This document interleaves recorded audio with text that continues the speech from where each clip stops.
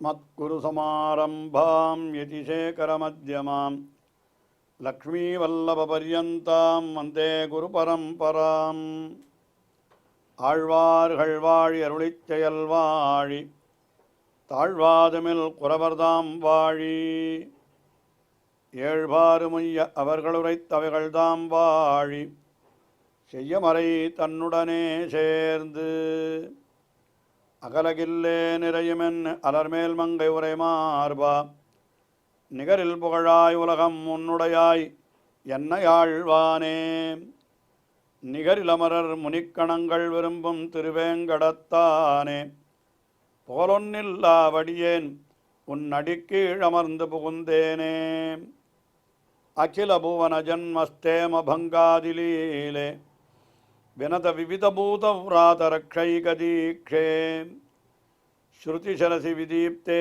பிரம்மணி ஸ்ரீனிவாசே பவது மம பரஸ்மின் சேமுழி பக்திரூபா श्रीमान् वेङ्कटनाथार्य कवितार्किककेसरी वेदान्ताचार्यवर्यो मे सन्निधत्तां सदा हृदि வேதாந்த தேசிகன் திருவகீந்திரபுரத்திலே எழுந்தருளியுள்ள எம்பெருமான் தேவநாதனை குறித்து பிராகிருத பாஷையிலே அருளி செய்த ஸ்தோத்திரம்தான் அச்சுத சதகம் என்பது. இந்த அச்சுத சதகத்திலே எம்பெருமானுடைய பெருமைகளை பலவாறு வர்ணித்து வருகிறார். அதிலே இப்பொழுது 28வது ஸ்லோகத்திலே அவனை கருட நதிக்கரையிலே இருக்கின்ற ஒரு யானை என்பதாக வர்ணிக்கிறார். அதாவது யானையானது மலைத்தாழ்வரைகளிலே மலைப்பிரதேசங்களிலே யானைகள் நிறைய இருக்கும் என்று சொல்லுவதுண்டு. இங்கே ஓஷதிகிரி என்று ஒரு மலை இருக்கிறது திருவகீந்திரபுரத்தில். அங்கே பக்கத்திலேயே கருட நதியும் இருக்கிறது. அந்த கருட நதிக்கரையிலே இருக்கக்கூடிய ஒரு யானையாக இந்த எம்பெருமான் தேவநாயகனை உருவகித்து அருளி செய்கிறார். அவனுடைய பெருமைகளையும் தெரிவிக்கிறார் இந்த ஸ்லோகத்திலே.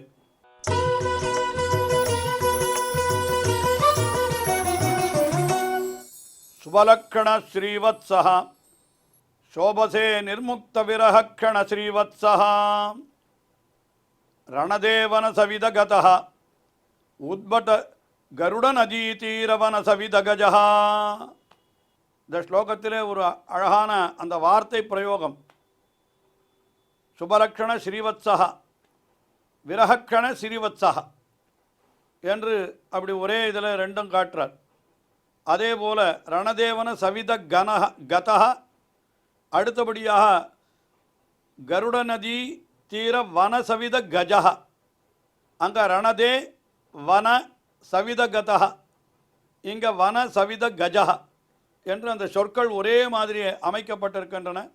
ஆனால் வெவ்வேறு பொருள்களில் மிக அழகான விஷயம் அது. அதை எப்படி நாம் பொருளை பார்ப்போம். சுபலக்கண ஸ்ரீவத்ஸஹா, எம்பெருமான் மிகவும் அழகிய சின்னமாக ஒரு ஸ்ரீவத்சம் என்கிற மருவை கொண்டிருக்கிறான்றார். அவனுடைய திருமார்பிலே ஒரு மரு என்றால் மச்சம் போல இருக்கும்.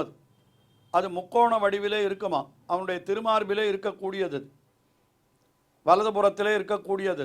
அந்த மருவுக்கு ஸ்ரீவத்சம் என்றே பெயர் அதற்கு. அதை சுபலக்கண ஸ்ரீவத்ஸஹா.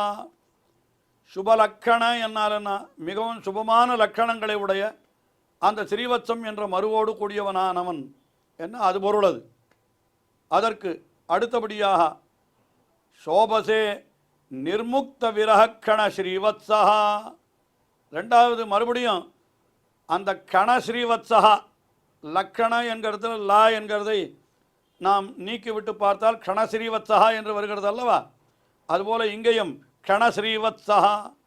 ஆனால் என்ன சொல்லுகிறார், அதை ரணதே அவனை சொல்லுகிறார் நிர்முக்த விரஹக்ஷண ஸ்ரீவத்ஸஹா. நிர்முக்த விரஹக்ஷண என்னாலனா ஒரு கணப்பொழுதும் கூட அவனை விட்டு பிரியாமல் ஸ்ரீவத்சம், அதாவது ஸ்ரீ வசிப்பவள் பிராட்டியை திருமார்பிலே உடையவனாய் இருக்கிறான். அதாவது வத்சம் என்னால் மார்பு என்றும் பொருள் உண்டு. ஸ்ரீவத்சம் என்கிறது மரு என்கிற பொருளை கொடுக்கிறது. ஸ்ரீ வத்சகா என்னால் என்ன, பிராட்டியை மார்பிலே உடையவன் என்று அப்படியும் ஒரு பொருள் சொல்லலாம் என்று வைத்து, அதாவது அழகிய திருமருவை தன்னுடைய மார்பிலே உடையவன் பெரிய பிராட்டியாரை எப்பொழுதும் தன்னுடைய மார்பிலே அகலகில்லே நிறையும் என்று அலர்மேல் மங்கை உரை மார்பா என்று நம்மாழ்வார் அருளி செய்தார் அல்லவா? அதைத்தான் இங்கே வேதாந்த தேசிகன் அப்படியே நிர்முக்த விரகக்கண ஸ்ரீவத்ஸா, எப்பொழுதும் தன்னுடைய மார்பை விட்டு அகலாமல் பெரிய பிராட்டியார் எழுந்தருளி இருப்பவன் என்று அந்த அர்த்தத்தை சொன்னார். அதற்கு மேலே அடுத்ததாக என்ன சொல்லுகிறார்?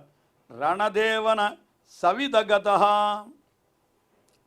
ரணதேவனம் என்னால் தேவனம் விளையாட்டு, போர் விளையாட்டு. போரெல்லாம் அவனுக்கு ஒரு விளையாட்டு, நமக்கு அது போர், ஆனால் அவனுக்கு அது வெறும் விளையாட்டுத்தான்.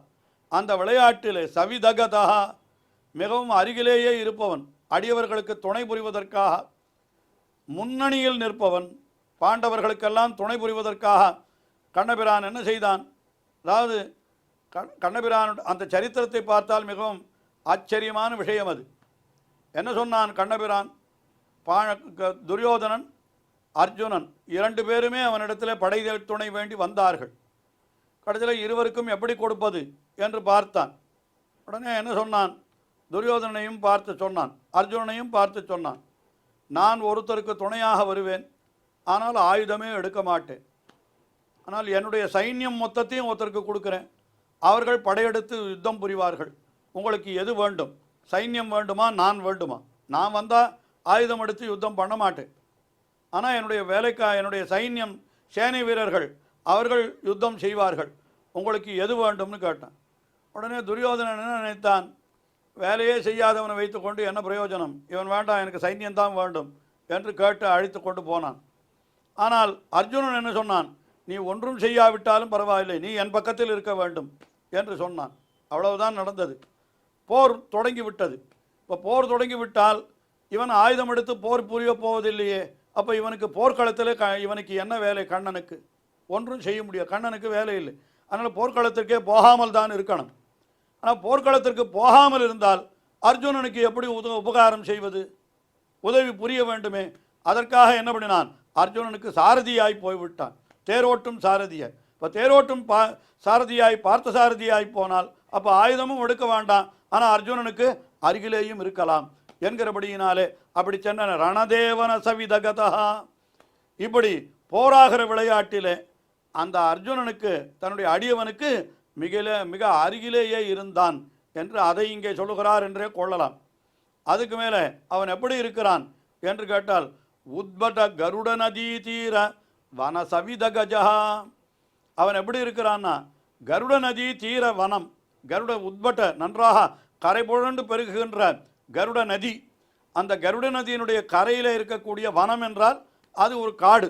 கருட நதி கரையில் இருக்கக்கூடிய காடு, அந்த காட்டினுடைய அருகிலே இவன் எப்படி இருக்கிறான்னு கேட்டால் சவித கஜஹா, கஜஹா யானையாக இருக்கிறான். ஆஹா, சவித கதஹா என்கிறது முன் பாதத்திலே சொல்லப்பட்டது, இங்கே சவித கஜஹா என்கிறது இந்த பாதத்திலே சொல்லப்படுகிறது. இதெல்லாம் அந்த வார்த்தை விளையாட்டுகளிலே மிக அழகாக இங்கே ஸ்லோகத்தை அருளி செய்திருக்கிறான் வேதாந்த தேசிகன். இப்படி அவன் ஒரு யானை போலே விளங்குகிறான். பகவானுக்கும் யானைக்கும் பல ஒற்றுமைகள் உண்டு, ஏற்கனவே தெரிவித்திருக்கிறேன். யானை எத்தனை தடவை பார்த்தாலும் அழுக்காது. யானை என்ன பண்ணும் என்றால் மிக பெரியதாக இருந்தாலும் தன்னுடைய பாகனுக்கு தான் கட்டுப்பட்டு கிடக்கும். அதுபோல் பகவான் மேன்மையுடையவனாக இருந்தாலும் தன்னுடைய அடியவர்களுக்கு கட்டுப்பட்டு கிடப்பான் என்று இப்படி பல பல ஒற்றுமைகள் நாம் பார்த்து கொண்டே போகலாம். அப்படிப்பட்ட ஒரு யானையாக அந்த திருவேகேந்திரபுரத்து எம்பெருமானை இந்த ஸ்லோகத்திலே அனுபவித்தார். அதற்கு அடுத்தபடியாக 29வது ஸ்லோகத்திலே அந்த எம்பெருமானுடைய திவ்ய மங்கள விக்கிரகம், அதாவது அவனுடைய திருமேனி வடிவம், அது எவ்வளவு அழகாக இருக்கிறது என்று அதை வர்ணிக்கிறார்.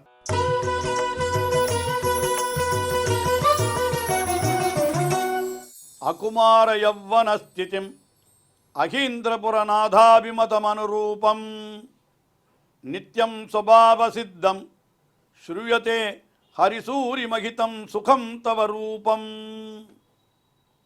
எம்பெருமானுடைய திருமேனியினுடைய அழகை வர்ணிக்கின்ற வேதம் அவனை எப்படி சொல்லுகிறது என்று சொன்னால், அவனை யுவா குமாரஹா என்று சொல்லிற்று. யுவா குமாரஹா என்பதுதான் அங்கே இருக்கக்கூடிய சப்தம். அது இந்த யுவா என்னால் யவ்வன பருவத்தை உடையவன் என்பது பொருள். அதற்கு யுவா. அகுமார, அது குமாரஹா என்று சொன்னால் அந்த யவ்வன பருவத்திற்கும் முன் பருவம் இருக்கிறது. அதற்குத்தான் கௌமார பருவம் என்று பெயர். கௌமாரம் என்றால் சிறுவனாயிருத்தல் என்று சொல்லலாம். அதாவது முதல்ல மிக குழந்தையாக இருக்கிறான், அதுக்கப்புறம் சிறுவனாக இருக்கிறான், அதற்கப்புறம் வாலிபனாகிறான் என்று இந்த பருவத்தை சொல்லுகிறார்கள் அல்லவா. ஆஹா, அந்த சிறுவன் என்பதற்கு என்ன பொருள்? சம்ஸ்கிருதத்தில் சப்தம் என்னால் குமாரஹா என்பது சப்தம். வாலிபன் என்பதற்கு என்ன சப்தம் சம்ஸ்கிருதத்தில் என்னால் யவ்வனம், யவ்வனன் என்று, யவ்வன பருவமுடையவன் என்று சொல்லுவார்கள். வேதம் சொல்லுகிற பொழுதோ அவனை யுவா குமாரஹா என்று தான் சொல்லித்து. அது எப்படி இரண்டுமாக இருக்க முடியும்? ஒன்று அவன் சிறுவனாயிருக்கணும், அல்லது அவன் யவ்வனம் உடையவனாயிருக்கணும். இரண்டும் ஒரே இடத்துல சொல்லுகிறதே என்று கேட்டால் அதற்கு ஆச்சாரியர்கள் வியாக்கியானம் பண்ணுகிற பொழுது அந்த இடத்துல யுவா குமாரஹா என்று சப்தம் சேர்ந்திருக்கிறபடியினாலே யுவா அகுமாரஹா என்று சப்தம் நாம் பொருள் கொள்ள வேண்டும். அதாவது அகுமாரஹா என்னால் இப்பொழுது யவ்வன பருவத்தை தாண்டியவன் என்று, அதான் குமார பருவத்தை தாண்டியவன். சிறுவனாய் இப்பொழுது இல்லை, சிறுவனிலிருந்து யவ்வன பருவத்தை அடைகின்ற நிலையிலே இருக்கிறான். யவ்வனம் வந்து தலை காட்டினவாறே என்று சொல்ல. யவ்வனம் என்னால் யவ்வனம் நிறைந்து யவ்வனம் முடிகிற சமயத்தில் இருக்கிற அந்த அழகில்லை, இது யவ்வனம் ஆரம்பிக்கிற சமயத்தில் இருக்கிற அழகு. அப்போ என்ன, குமாரனாய் இல்லாமல் யவ்வன பருவத்தினுடைய ஆரம்ப நிலையிலே இருக்கிறவன். அதைத்தான் இங்கே அப்படியே அந்த பொருளையே இங்கே காட்டுகிறார் வேதாந்த தேசிகன். இந்த அச்சுத சதகத்தினுடைய 29வது ஸ்லோகத்தில் என்ன காட்டுகிறார்? அகுமார யவ்வன ஸ்திதிம். அகுமாரனாய், அதாவது சிறுவன் என்கிற பருவத்தை நிறைவு செய்து அடுத்த பருவத்திற்கு செல்லுகின்றவனாய், யவ்வன ஸ்திதிம், யவ்வனத்தினுடைய ஆரம்பத்திலே இருக்கிறவனாய், அப்படிப்பட்ட திருமேனி எம்பெருமானுடைய திருமேனி என்று சொன்னார். அது யாருடைய திருமேனி? அகீந்திரபுரநாத, திருவகீந்திரபுரத்து நாயகனே, உனக்கு அப்படிப்பட்ட திருமேனின்னு சொன்னார். அது எப்படி இருக்கிறது என்று சொன்னால் அதை சொல்லுகிறார். அது எப்படிப்பட்டது என்னால் உனக்கு அது அபிமதம். அபிமதம் என்னால் என்ன? உனக்கே அது மிகவும் உகந்ததாக இருக்கிறது. சில பேருக்கு நாம ஏன் இப்படி இருக்கோம், நம்ம உடம்பு இப்படியெல்லாம் இருக்க, வேறு மாதிரி இருந்தால் நல்லா இருக்குமே என்று மற்றவர்கள் அப்படித்தான் நினைப்பார்கள். ஆனால் பகவானுக்கு அந்த திருமேனியில் அவனுக்கே அவ்வளவு ஆசையான். சில சமயம் தானே தன்னை இப்படி பார்த்து கொள்வான் போல, அப்படி அவ்வளவு அழகாக இருக்குன்னுட்டு அது சொல்கிற அபிமதம். ரெண்டாவது அனுரூபம். அனுரூபம் என்னால் அவனுடைய பெருமைக்கு ஏற்றதாக இருக்கிறது அந்த திருமேனி. திருமேனி என்னால் எப்படி இருக்கிறது? அதை பார்க்கிற பொழுதே எல்லாரும் அந்த திருமேனியில் அவனை பார்த்து கண்டவாற்றால் தனதே உலகென நின்றான் என பார்த்த உடனே இவனுடையதான் உலகம் அனைத்தும் என்று நினைக்க முடியாத அப்படிப்பட்ட திருமேனி அவனுடைய திருமேனி. அதற்கு மேலே நித்தியம். நித்தியம் என்னால்னா எப்பொழுதும் உள்ள திருமேனி, அது சாஸ்வதமானது. நமக்கெல்லாம் நித்தியம் இல்லை, இந்த எல்லாம் அனித்தியம். நம்முடைய உடம்பு இது எத்தனை நாள் இருக்குன்னு தெரியாது. ஆனால் பகவானுடைய திருமேனி நித்தியம். அதற்கு மேலே ஸ்வபாவ சித்தம். அது என்னன்னா பகவானுடைய சங்கல்பத்தினாலே அது நிலைத்து நிற்கிறது, எப்பொழுதும் உள்ளதாய் நித்தியமாய். இப்போ கீழே சொன்னதெல்லாம் அத்தனையும் எல்லாம் ஸ்வபாவ சித்தம், இயற்கையாகவே அவனுக்கு அமைந்திருக்கிறது என்று சொன்னார். அதுக்கு மேலே அது எப்படிப்பட்டது என்னால் சூரிமகிதம். சூரிமகிதம் என்னால் என்ன? நித்திய சூரிகளாலே எப்பொழுதும் போற்றப்படுபவைகளாக இருப்பது. பரமபதத்தில் இருக்கக்கூடிய நித்திய சூரிகளாலே அப்படி போற்றப்படுகின்றதாக இருக்கிறது. அதற்கு மேலே சுகம். சுகம் என்னால் என்ன? மிகவும் ஆனந்த வடிவம், இன்ப வடிவமாக இருக்கிறது. ஆனந்த வடிவம். அது நமக்கெல்லாம் சரீரம் என்கிறது துக்க வடிவம். அது எப்பொழுதும் ஏதாவது ஒரு தொந்தரவை கொடுத்து கொண்டே இருக்கும். நமக்கு ஏதாவது ஒரு வியாதி, ஏதாவது ஒரு நோவு என்று வந்து கொண்டே இருக்கும். ஆனால் எம்பெருமானுக்கு திருமேனி சுகரூபமாய் எப்பொழுதும் ஆனந்தத்தையே பயப்பதாய் இருக்கிறது. இதெல்லாம் எதுன்னு கேட்டால் ஸ்ரூயத்தே தவ ரூபம். இப்படியொன்றோ உன்னுடைய திருமேனியானது வேதங்களிலே ஓதப்படுகிறது என்று அந்த திருமேனியுடைய பெருமையை மிக அற்புதமாக அனுபவித்தார் வேதாந்த தேசிகன். இந்த ஸ்லோகத்திலே தொடர்ந்து அனுபவிப்போம். ஸ்ரீயக்காந்தாய கல்யாண நிதயே நிதயேர்த்தினாம் ஸ்ரீவேங்கடநிவாசாய ஸ்ரீனிவாசாய மங்களம். ஸ்ரீமத் சுந்தர ஜாமாதிர் முனிமானசவாசினே சர்வலோக நிவாசாய ஸ்ரீனிவாசாய மங்களம்.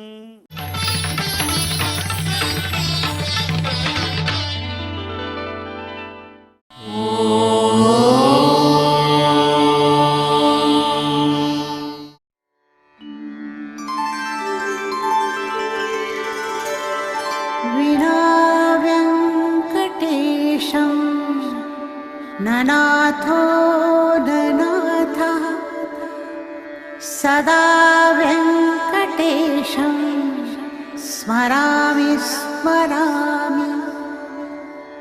हरे वेङ्कटेश प्रसीद प्रसीद। प्रियं वेङ्कटेश प्रयच्छ प्रयच्छ।